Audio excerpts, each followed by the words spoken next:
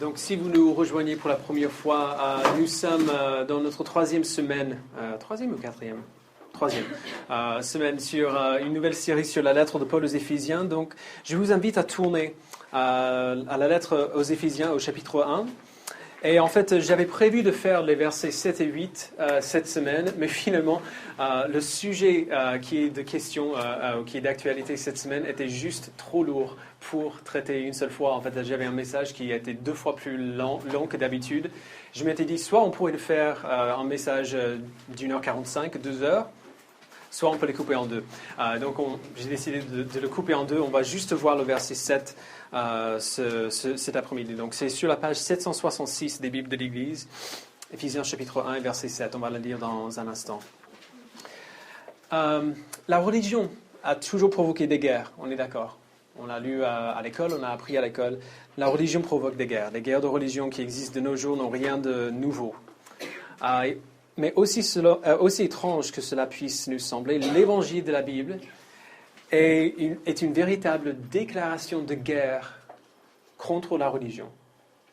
C'est bizarre parce que les religions causent la guerre alors que l'évangile est une déclaration de guerre contre la religion. Non pas la religion dans le sens d'un groupe organisé de personnes qui partagent un credo commun, parce que dans ce sens-là, on est d'accord, le christianisme est aussi une religion, mais la religion comme Jésus en parle. La religion, comme Jésus en parle, te dit, fais ceci, fais par cela, et si tu réussis à faire cela, tu plairas à Dieu. Et la religion, dans ce sens-là, produit toujours 2 types de personnes. Okay, le premier est le type de personne qui regarde les commandements de Dieu, et puis qui regarde sa propre vie, et qui dit, ok, ouais, je fais plutôt bien. Je vis plutôt bien ça. Alors cette personne sera fière de ses accomplissements moraux. Elle aura aussi, après quelque temps, un regard hautain sur ceux qui ont plus de mal à vivre aussi bien qu'eux. Il y a un exemple que j'ai entendu quand j'étais ado, non chrétien. Et j'entendais plusieurs garçons chrétiens en fait, de notre église qui se disaient moi, je ne me marierai jamais avec quelqu'un qui n'est pas vierge. Si quelqu'un a déjà eu des rapports sexuels avant le mariage, je ne me marierai jamais avec cette personne. Et alors que j'étais ado, même sans que je sois chrétien, je m'étais dit, mais quand même, il y a quelque chose d'aberrant. Parce que je connaissais assez de l'Évangile pour savoir que Jésus ne purifie pas même ces rapports-là. Même les choses avec lesquelles on est d'accord, Jésus n'est pas assez fort pour nous purifier de ces choses-là. Cette personne se rendra totalement inutile pour le royaume. Totalement inutile. Parce que personne ne veut passer du temps avec elle. La prétention, ça se sent. Quand on prend des airs, quand on imagine que finalement on vit assez bien notre vie, ça se sent très fort. Et donc du coup, personne ne veut nous écouter. Pourquoi il voudrait nous écouter? On est inutile pour le royaume. Le deuxième, c'est le type de personne qui regarde au commandement de Dieu et qui du coup s'en lamente parce qu'elle sait qu'elle est totalement incapable de leur obéir tout le temps.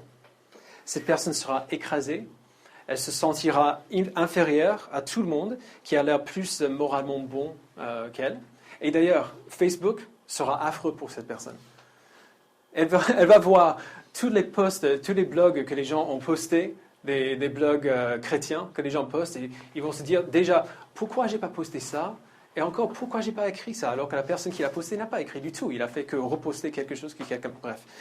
Il va voir Facebook et il sera déprimé parce qu'il va imaginer que tout le monde a des idées morales qui sont supérieures aux siennes. Cette personne aussi se rendra inutile pour le royaume parce qu'elle aura toujours l'impression qu'elle n'est pas assez bonne pour servir. Et du coup, elle restera dans son coin à attendre que Dieu fasse quelque chose, à attendre d'arriver à un stade de moralité qui est assez haute pour servir. Et l'Évangile détruit ces 2 mentalités qui sont produites par la religion. Les 2 sont fausses, parce que dans les 2 cas, on se compare avec les autres, pour le meilleur ou pour le pire. On se compare avec les autres, alors que la seule chose à laquelle l'Évangile nous fait diriger nos yeux, c'est Jésus. C'est Jésus, ce n'est pas les autres qui sont autour de nous. Alors la semaine dernière, nous avons regardé les quelques premiers versets de la lettre de Paul aux Éphésiens. Dans les versets 3 à 14, qu'on est en train de lire ensemble, Paul parle des multiples bénédictions que nous avons en Christ. Et donc, le sujet de ces premiers messages de cette nouvelle série, tous ceux qui ont pour en tête les mots « en lui », c'est bien notre union avec Christ. Paul dit au verset 3, vous pouvez le lire, « Béni soit le Dieu et Père de notre Seigneur Jésus-Christ, qui nous a bénis de toute bénédiction spirituelle dans les lieux célestes en Christ. » Kevin DeYoung l'exprime ainsi. J'ai pas marqué. Il dit, Paul se sert de la phrase « en Christ » ou « en lui » ou « en le Seigneur Jésus » à peu près 40 fois dans la lettre aux Éphésiens. La totalité de notre salut peut se résumer en lien avec cette réalité. L'union avec Christ n'est pas une bénédiction unique que nous recevons dans notre salut. Elle est plutôt la meilleure manière de décrire toutes les bénédictions du salut. Alors, la semaine dernière, on a commencé à voir ces bénédictions ensemble. On a vu les 3 premières qui sont mentionnées dans ce texte. On a vu l'élection, la sanctification et l'adoption.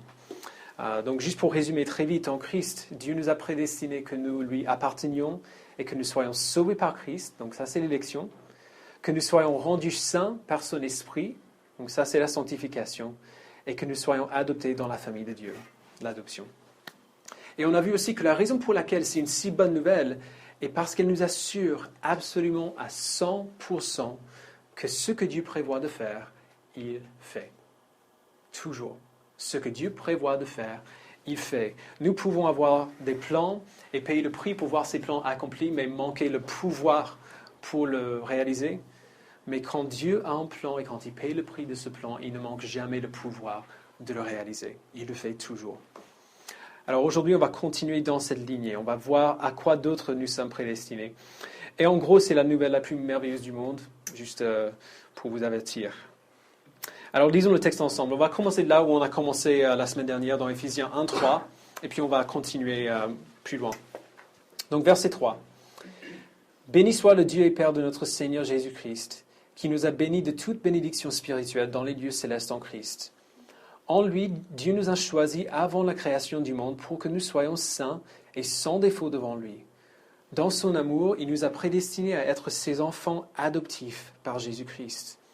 C'est ce qu'il a voulu dans sa bienveillance, pour que nous célébrions la gloire de sa grâce dont il nous a comblés dans le bien-aimé. En lui, par son sang, nous sommes rachetés, pardonnés de nos fautes, conformément à la richesse de sa grâce. » Ok, alors voici où on va. Pour comprendre ce que c'est que d'être racheté et pardonné, donc c'est les 2 mots-clés d'aujourd'hui, il faut comprendre pourquoi ils sont nécessaires. Okay? Donc on va commencer en parlant du péché. Pourquoi la rédemption et le pardon sont nécessaires. Et cette question de péché va nous éclairer sur pourquoi non seulement ils sont nécessaires, mais ils sont merveilleux aussi. Donc il y a quelques mois, j'étais en discussion avec un musulman, un bouddhiste et un athée. Une fille bouddhiste et un athée. C'était une discussion intéressante pour dire le minimum.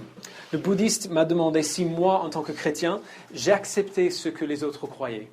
Ils avaient déjà discuté de ça. Oh, toi, tu es bouddhiste, moi, je suis musulman. Ok, c'est bon. Toi, tu es athée, tu ne crois pas. Ok, c'est pas grave non plus. Ils étaient d'accord pour accepter les croyances des autres. Et donc, il me demandait si j'étais prêt à dire la même chose. Et donc, j'ai dit, il y a quand même une différence entre accepter et respecter. Ce n'est pas la même chose. Je respecte absolument que vous soyez des gens libres. Vous pouvez croire ce que vous voulez. Et je n'ai pas le droit de vous dire ce que vous devez croire ou pas croire. C'est entre vous et vous-même. Cela dit, je ne peux pas accepter ce que vous croyez, dans le sens que je ne peux pas dire que c'est vrai, parce que je ne crois pas que c'est vrai. Et la fille bouddhiste s'est un peu énervée avec moi, en disant que la vérité est relative. C'est ce qu'on entend tout le temps. Si moi je crois, alors c'est vrai pour moi. C'est l'argument classique. Tu as ta vérité, moi j'ai la mienne. Alors j'ai regardé à l'athée, il s'appelait, on va l'appeler Alexandre, et j'ai dit, ok, Alexandre, tu es de quelle nationalité? Et il a dit, je suis français. De France? Oui, ok. Non. Uh-uh. Moi, je dirais que tu es plutôt espagnol. Donc évidemment, ils étaient complètement confondus, ils étaient complètement perdus. Et donc j'ai dit à Alexandre, ok, est-ce que le fait de te dire que moi je pense que tu es espagnol, est-ce que ça change en rien? Est-ce que ça change du tout qui tu es vraiment ou ce que tu es vraiment? Bien sûr que non, parce que Alexandre est réel. C'est une personne réelle, il vient réellement d'un pays réel, et ce pays-là n'est pas l'Espagne. Ok? Croire qu'il est espagnol ne change pas du tout qui il est. Imaginer qu'il est espagnol ne change pas du tout la réalité de qui il est. On trouve ça ridicule d'appliquer ce type de réflexion à propos des choses réelles. Ils trouvaient ça ridicule que je dise qu'Alexandre n'était pas vraiment français. On le pense à chaque fois qu'on essaie d'appliquer ce genre de raisonnement aux choses qui sont réelles, entre guillemets, mais c'est exactement ce qu'on fait pour les choses spirituelles, même si on y croit. La même vérité s'applique. Je peux décider de croire ce que je veux, mais ma croyance ne fait pas que cette chose soit réelle, ne fait pas que cette chose soit vraie. Alors ce qu'il faut faire, au moins au début, n'est pas se demander qu'est-ce que je crois, mais plutôt, quelle est la réalité de cette situation? Quelle est la réalité du monde dans lequel nous vivons? Quelle est la vérité? Je dis tout cela parce qu'il y a un problème fondamental à adresser si on va comprendre ce que Paul dit dans ce verset. Et c'est un problème parce que, comme le concept de la vérité, ce concept que tout le monde est en train de dire, notre société relativiste l'a rendu un non-problème. Et c'est le problème du péché. Un des aspects du christianisme les plus difficiles à accepter, c'est bien cette idée du péché. Parce qu'on l'a relativisé pour dire que tout dépend de l'opinion de chacun et de chacune. Toi, tu trouves que c'est pas bien, et donc ça c'est bien pour toi, mais moi, j'ai aucun souci avec ça. On a relativisé la chose pour vouloir dire que si c'est pas mauvais pour moi, c'est pas mauvais. Ou alors si ça fait mal à personne, du coup, c'est pas un péché. On a rejeté l'idée que certaines choses sont absolument, objectivement mauvaises et que d'autres choses sont absolument, objectivement bonnes. Je suis sûr que si vous vivez dans ce pays depuis quelque temps, vous avez déjà eu cette discussion. Alors que la réalité de la situation ne change pas du tout selon ce qu'on croit. Exactement pour tout ce qui est réel, c'est la même chose. Ce qui est vrai reste vrai même si on dit que ce n'est pas vrai. Ce qu'on pense de quelque chose ne change pas la réalité de la situation. Le dictionnaire biblique d'Erdman définit le péché ainsi. Il dit, en essence, le péché est le refus ou l'échec des êtres humains de vivre la vie que Dieu le Créateur prévoit pour eux. Le péché est le refus ou l'échec des êtres humains de vivre la vie que Dieu le Créateur prévoit pour eux. Okay? C'est une très bonne définition par rapport à la Bible. La Bible encadre cette idée de deux manières. La première, c'est en disant que Dieu le Créateur a créé le monde et tous les gens qui y vivent et qu'il a établi sa loi pour que ce peuple reflète son caractère qui est juste et parfait et saint. Donc sa loi s'exprime par des commandements qui reflètent aussi son caractère parfait, et nous avons échoué et refusé d'obéir à ces commandements. Okay, donc ça, c'est le péché vu sur l'objectif de la justice. Mais j'aime aussi la définition d'Erdman à cause de son accent sur la vie que Dieu prévoit pour nous. Okay? Pour donner un exemple, je veux le mieux pour mon fils. Je veux qu'il soit en bonne santé, qu'il soit heureux, qu'il vive une vie qui est longue et qui est pleine de joie. Et je veux l'enseigner à agir de manière à avoir la vie la plus heureuse possible. Je veux lui enseigner à ne pas toucher au feu, à ne pas courir dans la rue devant un camion qui arrive, à manger de bonnes choses, à ne pas manger de mauvaises choses, à apprécier les bonnes choses qu'il mange, à prendre plaisir dans les bonnes choses qu'il mange, à être compatissant envers les autres. Je veux qu'il soit heureux. Mais ce qui m'a surpris en devenant parent, c'est que très très souvent, il ne me croit pas. Il ne me croit pas du tout. Je veux qu'il soit heureux et donc je mets en place des règles justement pour qu'il s'épanouisse et pour qu'il soit heureux. Mais il ne croit pas que c'est le cas. Il ne croit pas que c'est ce que je fais. Il pense que les règles sont une sorte de punition au préalable. Une punition d'avance, des interdictions pour le rendre misérable, pour l'énerver, pour l'empêcher d'être heureux. Et donc il fait ce qu'il veut plutôt que de faire ce que je lui dis. Et une autre chose qui m'a surpris en devenant parent, c'est insultant. Quand on veut le bien de quelqu'un d'autre et on met en place un cadre pour que cette personne soit heureuse et elle ne croit pas que c'est pour ça qu'on le fait, c'est insultant. Ça me met en colère. Il n'a que 3 ans, mais c'est quand même un affront à ma personne à chaque fois qu'il le fait. Et c'est exactement ce qu'on fait avec Dieu. Dieu a créé chacun d'entre nous. Alors personne dans l'univers n'est mieux placé pour nous dire quel genre de vie nous rendra la plus heureuse, quelle vie sera la plus abondante possible, la plus riche possible. Personne n'est mieux placé que Dieu pour nous dire comment vivre une vie comme ça. Il nous a donné des commandements du coup pour nous apprendre à vivre cette vie abondante en lui. Et nous ne le croyons pas. On ne le croit pas. Nous rejetons son intention pour nos vies. Nous voulons faire ce qui bon nous semble. En essence, lorsque Dieu nous dit qu'il veut notre bien et notre joie et qu'il nous donne des commandements pour que nous vivions ce bien et cette joie, nous pensons qu'il ment. Dieu est le Dieu de toute vérité. Du coup, le traiter de menteur est une offense atroce. Dieu est un Dieu juste. Le traiter comme s'il était injuste en nous donnant des commandements est une offense atroce. Voilà le péché. Et voilà pourquoi le péché est grave. Et notre problème, c'est que nous l'avons tous fait. Il n'y a personne dans cette salle qui n'a jamais fait cela, qui n'a jamais agi comme cela. Pas une seule personne dans toute l'histoire humaine a été assez forte pour résister à ce désir de faire ce qui bon leur semble. Comme Paul a dit dans Romains 3, 23, tous ont péché et sont privés de la gloire de Dieu. Et si on est honnête, on le sait. Même si on n'est pas chrétien, on le sait. Écoutez, regardez ce que dit Paul dans Romains 7. Je vais le mettre sur l'écran. Verset 15, il dit « Je ne comprends pas ce que je fais. Je ne fais pas ce que je veux et je fais ce que je déteste. » Verset 19, « En effet, je ne fais pas le bien que je veux, mais je fais au contraire le mal que je ne veux pas.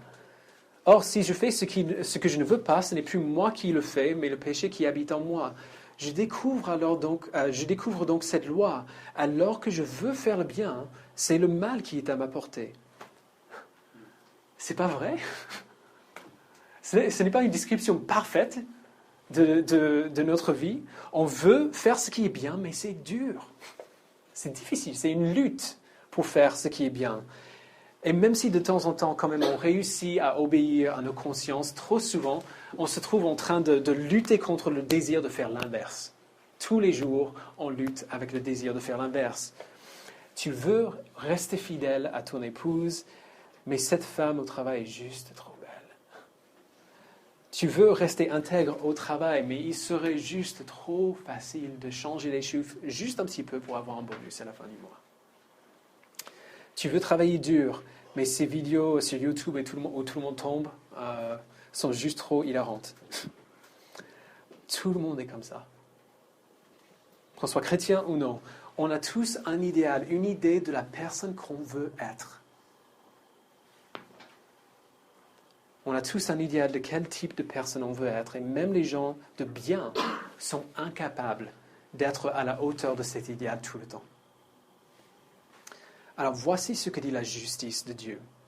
Chaque fois que nous n'avons pas fait ce que nous aurions dû, nous nous sommes rebellés contre le but du Créateur pour notre vie. Nous l'avons traité de menteur. Nous avons commis une trahison contre le Dieu infiniment juste de l'univers. Alors si Dieu va rester juste, il doit punir l'injustice que nous avons commise.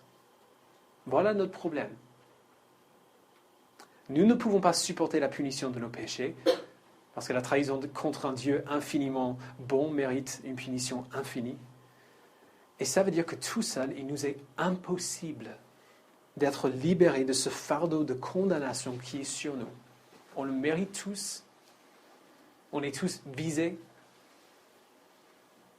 Et on est incapable d'être libérés de cette condamnation. Et c'est là que la rédemption de Dieu fait son apparition.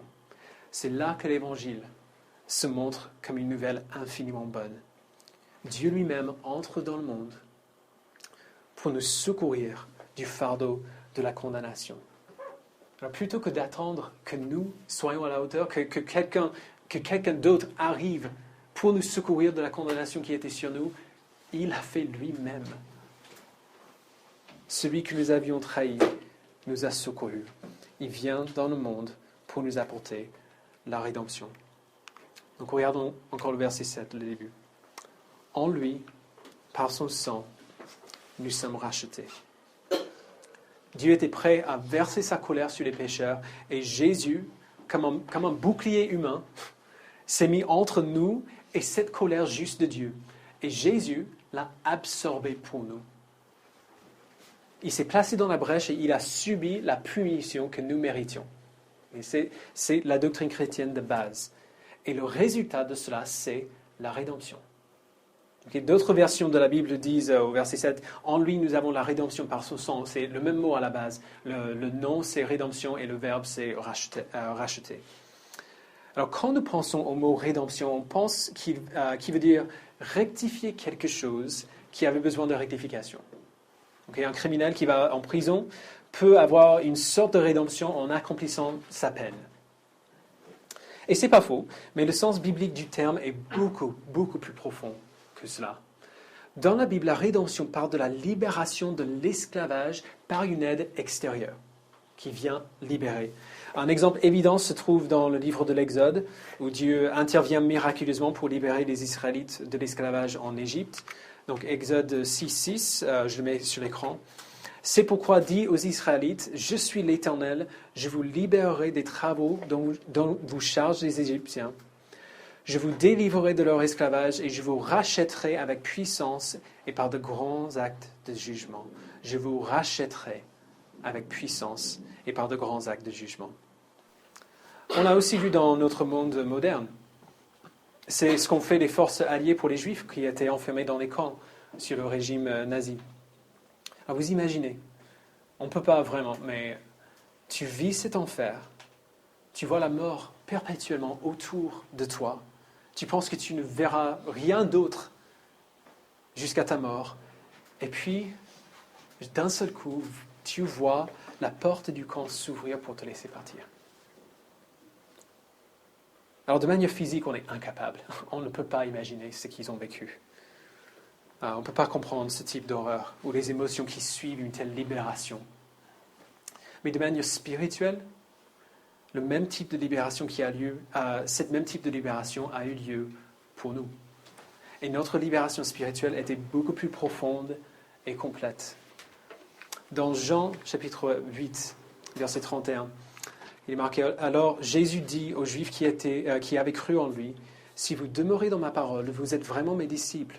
Vous connaîtrez la vérité, et la vérité vous rendra libre. » Ils lui répondirent « Nous sommes la descendance d'Abraham, et nous n'avons jamais été esclaves de personne. Comment peux-tu dire « Vous deviendrez libres » ? En vérité, je vous le dis, leur répliqua Jésus, « Toute personne qui commet le péché est esclave du péché. » Jésus dit que tout le monde qui a pour l'habitude de rejeter la parole de Dieu est esclave du péché. Alors le terme théologique pour cela, ça s'appelle la dépravation totale. Ce n'est pas un terme qui est sympa ou agréable à entendre. Ça ne veut pas dire qu'on est aussi mauvais que possible. Ça veut dire qu'on est totalement incapable d'être bon par nous-mêmes. La confession de foi de Westminster le dit ainsi. Il dit « Par sa chute, dans l'état de péché, l'homme a perdu toute capacité de vouloir un quelconque bien spirituel en vue du salut.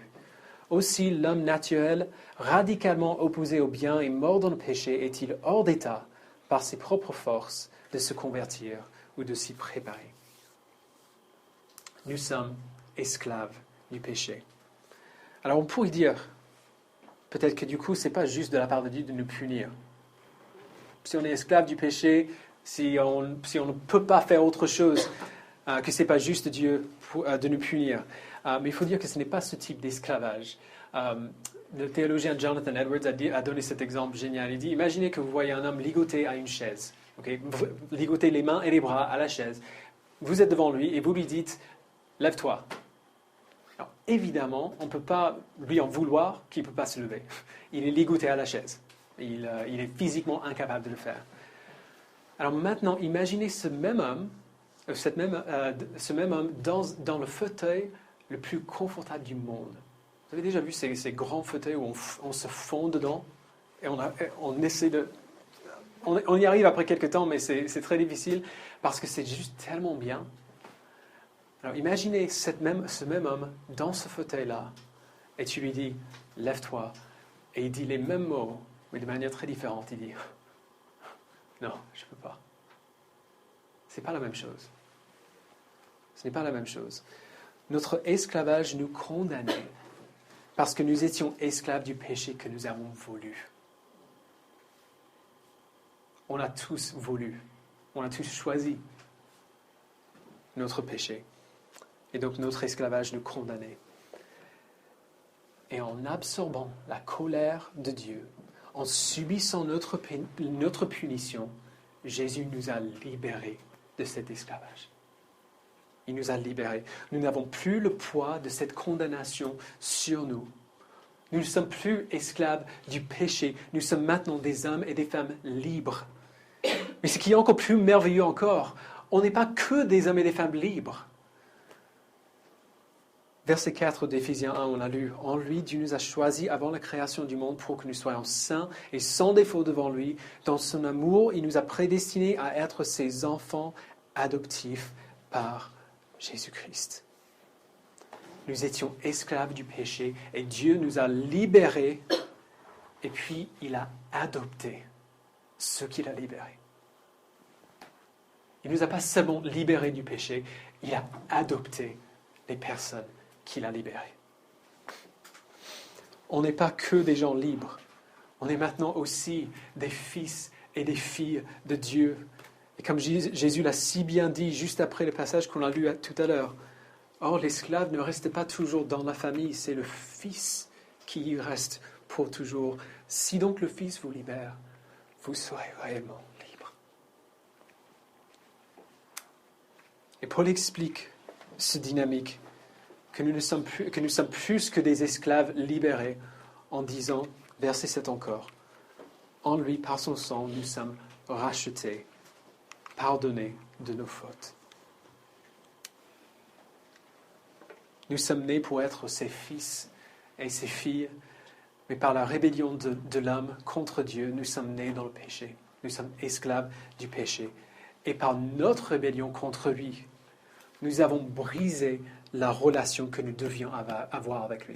Donc vous voyez, par le péché d'Adam, on était tous nés dans le péché, on est tous esclaves du péché, et par notre péché, à nous, individuellement, on a brisé, fracturé la relation que Dieu voulait avoir avec nous. Et donc, ce que Jésus nous a donné à la croix n'était pas uniquement la rédemption, mais aussi le pardon. Ce n'est pas la même chose. Il a rendu possible la restauration de notre relation avec Dieu. Et on doit se souvenir que le pardon n'est jamais sans douleur. Le pardon est douloureux pour celui qui a été blessé. Parce qu'on est celui qui pardonne accepte d'absorber la douleur de l'expérience plutôt que de la rendre en punition à celui ou celle qui l'a offensé. Vous comprenez ce que je veux dire? Plutôt que de rendre la douleur infligée à la personne qui l'a fait, la personne qui pardonne accepte de le garder. Et tout le monde qui a été blessé le connaît. On sait à quoi ça ressemble. Notre nature humaine nous fait vouloir certaines choses quand quelqu'un nous fait mal. On veut que les choses soient comme avant. On veut pouvoir remonter dans le temps pour se protéger contre cette situation. Et surtout, on veut que la personne qui nous a fait mal ressente la douleur qui nous a fait ressentir. Vous avez déjà ressenti, vous avez déjà eu cette idée, ce sentiment? Notre nature humaine veut la vengeance. Est-ce que vous avez vu le film Kill Bill? Quelques-uns. Alors, c'est pas pour tout le monde. Hein. Je ne vous suggère pas d'aller le voir. C'est un film qui est très violent. Mais si vous l'avez vu, vous comprendrez ce que je veux dire. Le personnage principal de ce film, c'est un assassin enceinte qui est trahi par son équipe et qui prend une balle dans la tête. Okay? Donc, elle tombe dans un coma, elle perd le bébé. Et 5 ans plus tard, elle se réveille du coma, elle réalise qu'elle a perdu le bébé. Et donc, elle part pour un voyage de vengeance. Elle part tuer les gens qui l'ont trahi et qui ont tué son bébé. Elle passe c'est 2 films en fait, c'est 4 heures. Elle passe d'une mort brutale à une autre. Il y a des centaines de personnes qui meurent. C'est violent, c'est ensanglanté. Et tout le temps, à chaque fois qu'elle réussit à tuer un autre membre de l'équipe qui l'a trahi, on est heureux pour elle. On est content pour elle. On a de la peine pour elle quand elle se réveille de son coma et elle voit que son bébé n'est plus là.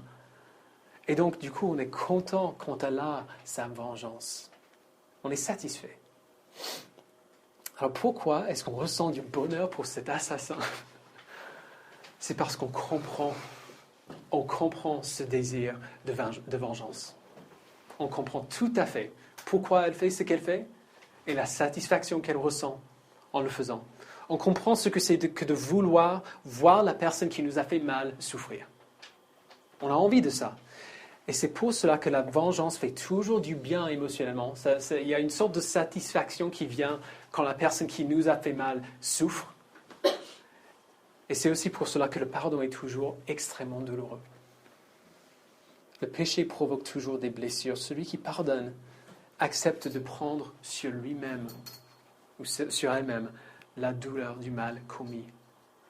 Elle accepte de la garder pour elle plutôt que de la rendre à la personne. Elle ne cherche pas la vengeance, mais elle absorbe la douleur du mal commis contre elle. Alors, dans le cas de Dieu, absorber la douleur du mal commis contre lui n'était pas uniquement une réalité émotionnelle. Ce n'est pas juste que ça lui a fait mal émotionnellement de nous pardonner. C'est une réalité spirituelle et physique. En lui, nous avons la rédemption par son sang. Le pardon de nos transgressions. Pardonner n'est pas oublier. Dieu ne pouvait pas simplement mettre nos péchés de côté et dire « c'est pas grave, je te pardonne ». Il est un Dieu juste. Sa justice est à la base de qui il est. La justice devait être faite. Mais c'est aussi un Dieu qui fait grâce. Il veut pardonner en même temps. Alors il a mis la punition que nous méritions sur son Fils. Jésus l'a subi, Jésus a payé le prix de nos fautes. Il a été brutalement tué pour le péché de ses enfants. Nous avons la rédemption par son sang. On est maintenant libre d'aller au Père et l'entendre dire avec toute sincérité, « Je te pardonne ». Et savoir que notre relation avec lui est intacte. Et d'ailleurs, c'est la même raison pour laquelle on fait un temps de confession tous les dimanches. La raison pour laquelle on fait ça, ce n'est pas ce n'est pas que nous soyons justifiés devant Dieu. La confession ne fait pas que nous soyons justifiés devant Dieu. On est déjà justifiés devant lui par le sang de Jésus. Confesser notre péché devant Dieu et accepter son pardon est un acte relationnel. Il nous permet de maintenir et parfois même de restaurer la relation qui est blessée par notre péché, tout comme le pardon entre 2 personnes. Quand le pardon a lieu, la réconciliation de la relation est possible, le rétablissement de la relation est possible. La confession et l'assurance du pardon que nous avons en Dieu est un acte relationnel avant tout. Alors il serait peut-être possible d'imaginer que Dieu le fait à contre-cœur, parce qu'il a promis de nous pardonner, donc il doit le faire quand on le demande, blablabla. On imagine parfois que Dieu a un sentiment un peu doux, amer concernant notre pardon, parce que nous commettons des erreurs tellement souvent. Il doit en avoir marre. C'est ce qu'on se dit.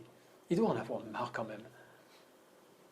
Paul rejette cette idée fermement avec le terme « conformément à la richesse de sa grâce ». En lui, par son sang, nous sommes rachetés, pardonnés de nos fautes, conformément à la richesse de sa grâce. Paul nous dit d'imaginer la grâce de Dieu en termes de quelqu'un qui est profondément riche et pour qui la générosité est facile. Si on a la fortune de Bill Gates, donner 20 millions de dollars par-ci, 20 millions de dollars par-là, ce n'est rien.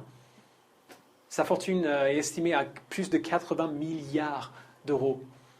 Donc un don de 20 000 euros donné à cette église, par exemple, ça nous changerait la vie. Pour lui, c'est rien du tout. C'est facile, parce qu'il est riche. Et Paul nous dit d'imaginer la grâce de Dieu dans ces termes-là. La grâce, c'est l'amour de Dieu pour les gens qu'il a créés et aussi son action d'amour envers eux en leur montrant de la miséricorde. Et la grâce de Dieu est tellement abondante, il est tellement riche en grâce que nous pardonner et envoyer son Fils pour nous racheter par son sang était un plaisir. C'est un plaisir. Il est tellement riche en grâce. Maintenant que son Fils est mort pour nous, il n'y a plus rien qui reste entre nous deux pour l'empêcher. Il est riche en grâce. Et donc c'est un plaisir de nous le donner. Il nous pardonne conformément à la richesse de sa grâce. Alors lorsque la Bible parle de Christ qui nous sauve de nos péchés, on dit cette phrase souvent, c'est de tout cela que la Bible parle. La rédemption par le sang de Jésus, le pardon de tous nos péchés et la grâce abondante donnée aux pécheurs indignes que nous sommes. Alors avant de terminer, si tu appartiens à Dieu par ta foi en Jésus, il y a 2 ou 3 choses dont il faut absolument que tu te rappelles. La première, c'est que Dieu t'a déclaré innocent. En lui, par son sang, nous sommes rachetés. Alors, j'ai parlé de deux types de personnes tout à l'heure. Devant Dieu, tu étais sous la condamnation. Tu t'es rebellé contre lui, tu voulais être maître de ta propre vie. Tu n'as pas cru que ses commandements étaient des signes d'amour envers toi. Tu étais condamné et Jésus a été puni à ta place. Alors si tu es le premier type de personne que j'ai mentionné tout à l'heure, le religieux qui est fier, même si tu ne le dirais jamais à haute voix, écoute-moi bien. Ta rédemption par le sang de Jésus veut dire que rien de tout ça ne provient de toi. Tu n'as aucune raison pour être fier, pour te vanter de ta sainteté. Tu n'as rien fait. Tu n'es pas assez bon pour plaire à Dieu tout seul. Personne ne l'est. Si tu t'es déjà trouvé en train de regarder avec mépris à quelqu'un d'autre pour leur péché, plutôt que de pleurer pour voir ton frère ou ta sœur qui lutte, sache que la seule raison pour laquelle tu es accepté par Dieu est parce que Jésus a versé son sang pour te donner accès à son Père. C'est la seule raison. Il faut le savoir et te repentir de ta religion. Parce que du coup, tu es tout aussi capable que celui que tu méprises. Nous chantons un chant ici qui l'exprime parfaitement, et qu'on va chanter tout à l'heure d'ailleurs. Quand Satan me fait douter, vient me tenter et m'accuser, je lève les yeux vers celui qui a donné pour moi sa vie. Mon Sauveur était innocent, sa mort me rend la liberté. Oui, Dieu le juste est satisfait et il pardonne mes péchés. Tout provient de lui. Tout est grâce. Alors soyez humbles. Soyez humbles. C'est une grâce que tu as reçue. Et pas quelque chose que tu as réussi à faire. En lui, nous avons la rédemption par son sang. Et le deuxième, c'est pour le deuxième type de personne. La deuxième chose qu'il faut savoir, c'est que Dieu ne regrette pas de t'avoir sauvé. En lui, par son sang, nous sommes rachetés, pardonnés de nos fautes, conformément à la richesse de sa grâce. Donc, comme je dis avant, mon fils, il a 3 ans, Il est parfois rebelle. On appelle les années entre 2 et 4 ans la première adolescence. Il est parfois rebelle. Parfois, je lui dis, Jack, ne fais pas tomber ton riz sur le sol. Ne fais pas tomber ton riz par terre. Et il me regarde droit dans les yeux et il fait, OK? J'attends, avec un peu d'impatience parfois, le jour où il est adulte, où il sera adulte, quand il aura surmonté cette rébellion contre moi. Ce sera sympa. Je le vis maintenant avec mon père. J'étais rebelle aussi. Maintenant, on a une très bonne relation. Il n'a pas à s'inquiéter de ma rébellion. J'ai quand même un petit peu hâte de ressentir ça avec mon fils. Mais ce n'est pas comme si je le regardais maintenant et que je me forçais à l'aimer parce que je savais qu'un jour il serait mieux ou un jour il ne serait plus rebelle. Vous voyez ce que je veux dire? Je ne regarde pas mon fils avec une image de ce qui sera un jour pour pouvoir l'aimer. Quels parents n'aiment qu'une future version de leur enfant? J'aime mon garçon. Et je l'aime maintenant. Je l'aime maintenant, peu importe ce qu'il fait. Il suffit de le regarder. Un coup d'œil vers lui pour me remonter le moral. Je ne l'aime pas grâce à ce qu'il fait, mais parce qu'il est à moi.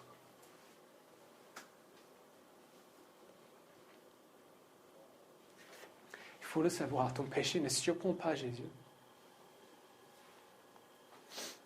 Ton péché ne surprend pas Dieu. Il savait qui tu étais quand il est allé à la croix pour toi. Il savait ce qu'il a acheté quand il est allé à la croix pour toi. Aucun de tes péchés ne l'a surpris. Le sentiment que Dieu a envers toi n'est pas une obligation amère. Il ne t'a pas pardonné juste pour garder une promesse qu'il a faite il y a longtemps. Il a littéralement absorbé la douleur de notre pardon. Et il a fait à cause de la richesse de sa grâce. Dieu ne regrette pas de t'avoir sauvé. Il aime le faire. Il prend plaisir à le faire. Et de même, il se réjouit à te pardonner encore aujourd'hui quand tu te retournes vers lui. Notre premier instinct est toujours, quand nous péchons, notre premier instinct est toujours de nous cacher, d'essayer de faire un peu mieux avant, et puis revenir à Dieu une fois qu'on sera un peu mieux, une fois qu'on pourra se comporter un peu mieux. Alors que notre premier instinct devrait être de courir immédiatement vers le Père. Quand Jackie tombe, son premier instinct, c'est de courir vers moi. Alors que je pourrais lui crier dessus pour avoir tombé, parce qu'il ne faisait pas attention. Son premier instinct est de courir vers moi, parce qu'il sait que je ne lui en veux pas. Le désir de Dieu, c'est de nous pardonner. Ça le rend heureux de pardonner, parce qu'il pardonne conformément à la richesse de sa grâce. Et si par hasard, il y a quelqu'un ici qui n'appartient pas à Jésus, si tu ne le suis pas, il faut savoir que la porte est ouverte. Tout ce que j'ai dit depuis le début s'applique à toi aussi si tu le veux. N'es-tu pas fatigué? C'est pas épuisant de toujours essayer de tout faire par toi-même? C'est pas épuisant d'essayer d'atteindre cet idéal que tu as, cette idée de la personne que je veux être tout seul? C'est épuisant et ce n'est pas nécessaire. La bonne nouvelle de l'Évangile est que peu importe combien tu essaies d'atteindre cet idéal, tu ne réussiras jamais. Alors Dieu a fait le travail pour toi. Il n'y a rien à faire. Il ne demande rien de ta part, sinon de venir à lui et accepter ce qu'il a fait. C'est tout. Rien de ce que tu as fait dans le passé rend ta rédemption impossible, parce que la rédemption est donnée par le Dieu de l'impossible. Il y a une raison qu'on l'appelle comme ça. Si tu as envie de venir à lui, alors viens à lui. Comme on l'a vu la semaine dernière, Jésus dit, « Tous ceux que le Père me donne viendront à moi, et je ne mettrai pas dehors celui qui vient à moi.